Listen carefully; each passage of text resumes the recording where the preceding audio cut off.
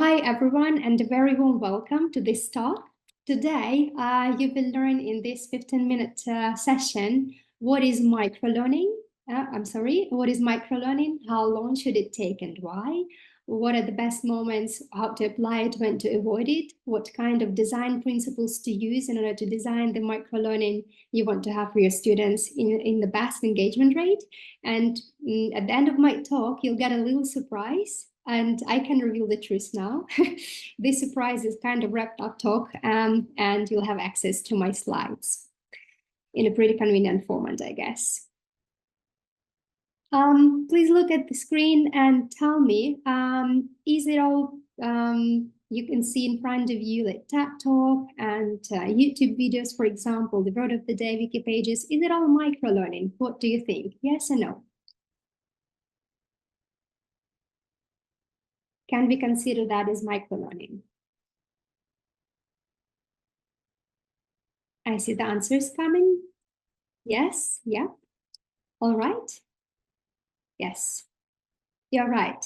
So microlearning, I guess it's a quite relatively new term, coined in 2002 by Dr. Tauhak, a professor at the Innsbruck University of Educational Science Studies, in Austria. So Haag defined it as the delivery of learning sessions or activities of shorter duration than traditional teach and delivery.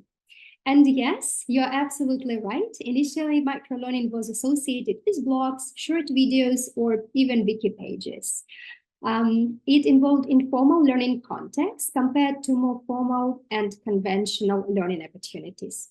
Since then, attempts to define microlearning have been ongoing.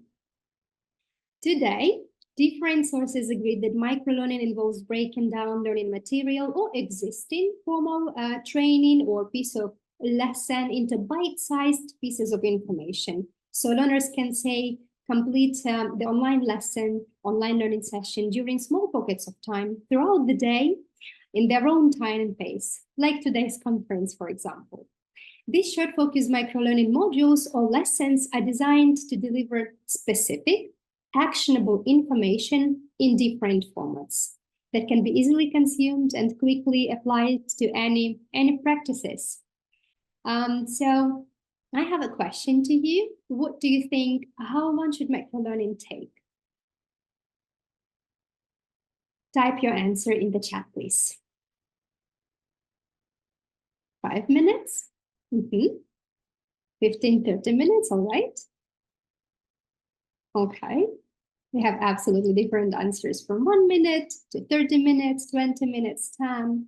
Okay, fantastic responses. Thank you so much for that. That was my question too, when I started designing the micro training or micro lessons for the teachers, because I work as a teacher training manager and we have many different teachers all over the world and we design different training for them. And once we designed the formal training, with the time passing by, I noticed that the teachers sometimes, they don't remember the information from the initial training. And that's like, I decided to come up with a kind of a refresher for them, the micro-learning module. So they just would refresh the information from the initial training. And I was puzzled like how much it should take, whether it's like 5 minutes, 15, 20, 30 minutes. And I did a little research. So microlearning should take ideally up to 10 or 15 minutes, and here is why. Many teachers believe that online learning isn't going well because students aren't motivated enough or have short attention spans. According to a study by researchers from the Massachusetts Institute of Technology, the online course dropout rate averages around 96%. I was really surprised when I saw this number, which means that the students, they do not actually finish their online course till the very end, if it takes quite a lot of time. Another interesting study, a study from the University of California, Irvine, found that employees work on tasks for about 11 minutes before they're interrupted by a phone call, text message, email, in-person interaction, or any other distractions. Does it resonate with you? Are you interrupted at your work or while teaching someone with a phone call or a message? Say yes or no in the chat. Okay, all right. I guess it's different for different people. All right. So, and then interestingly, that it takes employees an average 25 minutes to return to their original task after an interruption. Independent studies also have shown that microlearning videos are the ideal way to present any content to people. And the University of Rochester looked at the amount of time students spend watching videos of various lengths for online courses. And they've noticed that their attention began to wander if they watch the videos which take longer than 12 minutes. As technology rapidly advances and new skill sets are in demand and professionals must continually upgrade their knowledge to remain competitive in the market, there is another interesting study. The Future of Jobs report by the World Economic Forum indicates that by 2025, about 50% of the workforce will require reskilling. I guess also it can be applicable for different people. Like we constantly need to upgrade ourselves and develop. So microlearning helps people keep up with these new trends and changes in their jobs by providing short and relevant information really quickly. I'd say so-called just-in-time knowledge. So following that, microlearning has the power to address two critical challenges, I guess, shrinking attention spans and changing skill demands. Which benefits does microlearning have for the learners? What do you think? Yes, it can take like up to 15 minutes, but what kind of benefits should it have?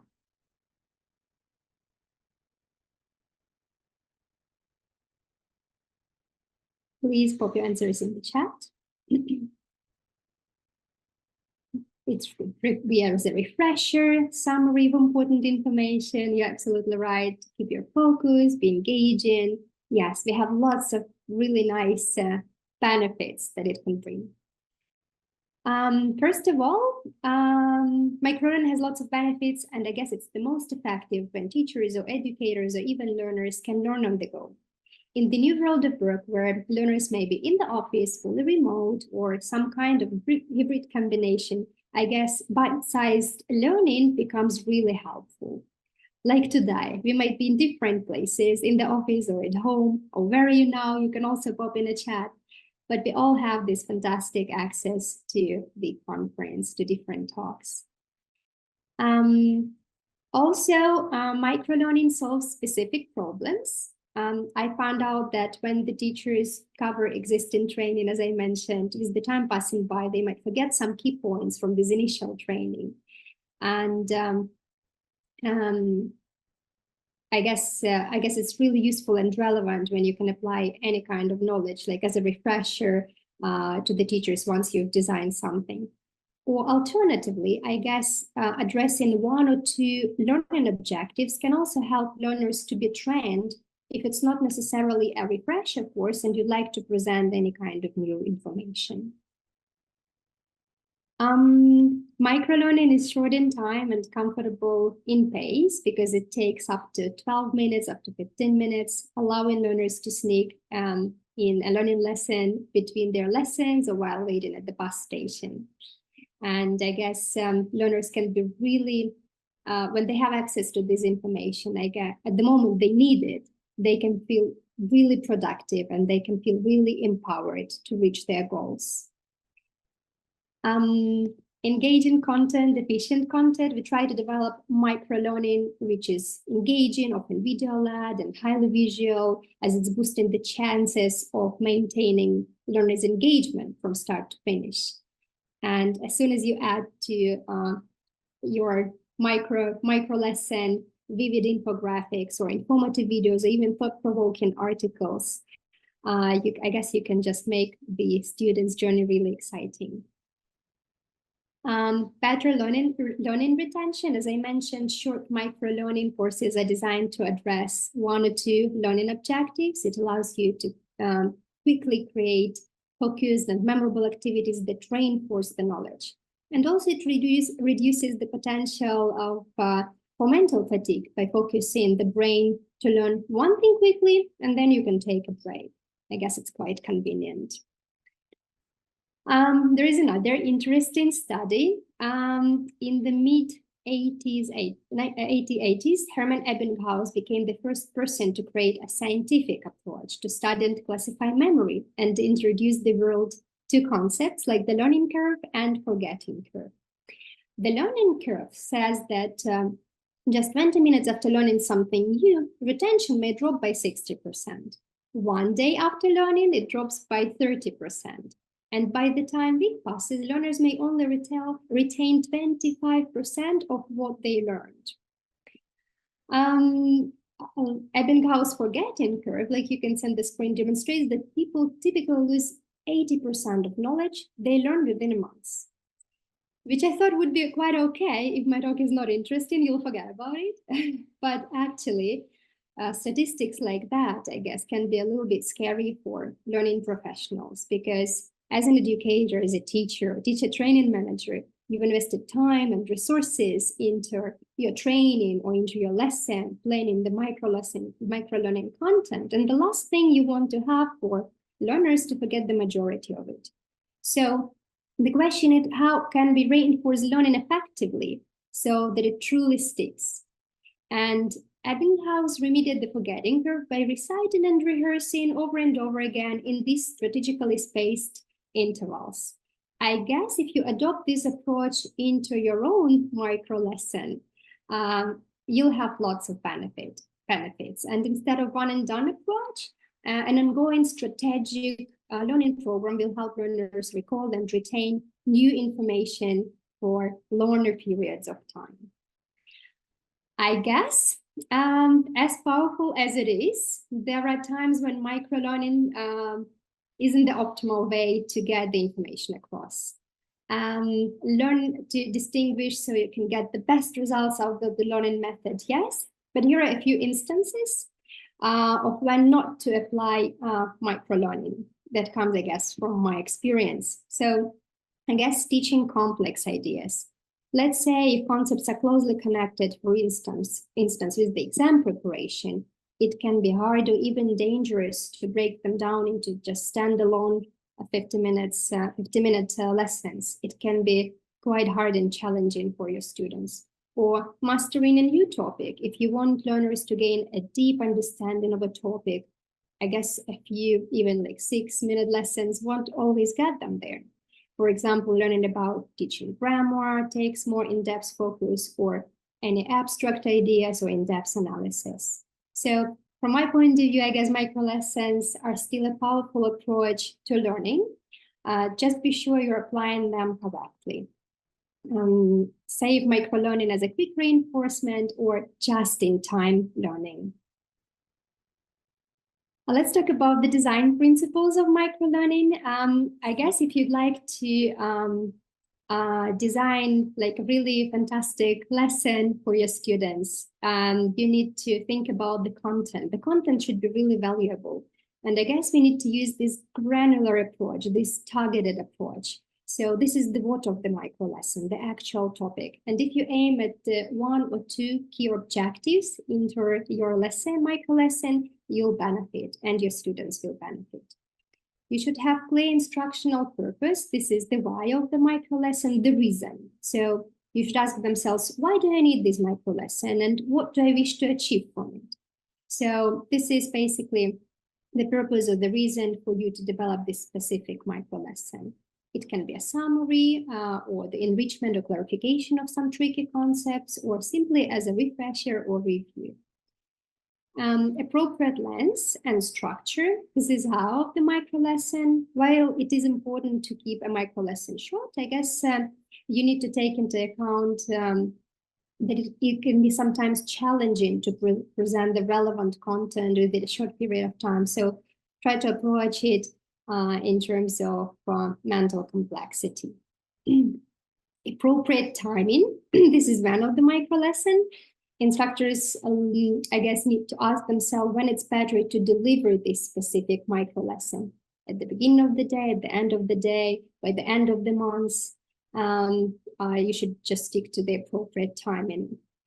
contextually appropriate format. Also consider how the microlesson should be packed and delivered to your students. Think about multimedia related just decisions at that point, basically. Do you need to make a video or just an infographic or a text-based microlesson or a Kahoot, for example? You should consider what platform you would like to use. How can my learners access this particular platform? So the chosen platform should be easily accessible, and it should reduce obstacles like with too many, like too much information about the login and name and everything. I guess just a simple one-click link would be the ideal solution. And choice of appropriate interactivity. If developing a microlesson can be analogous to creating a dish following a recipe, I guess interactivity would be spices that can enhance the flavors of the finished product. So enhance the learning. You can spice up a microlesson by providing learners with the opportunities to test their understanding of the content by the end of your lesson. So consider adding some practice opportunities to the microlesson. You can help students to reinforce their knowledge with the pools or quizzes or any other gamification methods. Yeah, I guess microlearning can take different formats, but we need to keep in mind that it should be quite concise. Keep in mind covering like 1 or 2 key objectives in order to avoid the fatigue. The duration should be up to 10 or 15 minutes ideally. You can use it as a refresher or address some new information, but it should be quite not in-depth focus. Avoid when presenting complex ideas or new information. Yeah, thank you so much for being with me. As promised, here are my references, by the way, and this is my talk. This is the surprise time. You can scan the QR code on your left and have access to this talk. And on your right, there is my LinkedIn profile. Thank you so much for being with me and for listening to my talk. Thank you.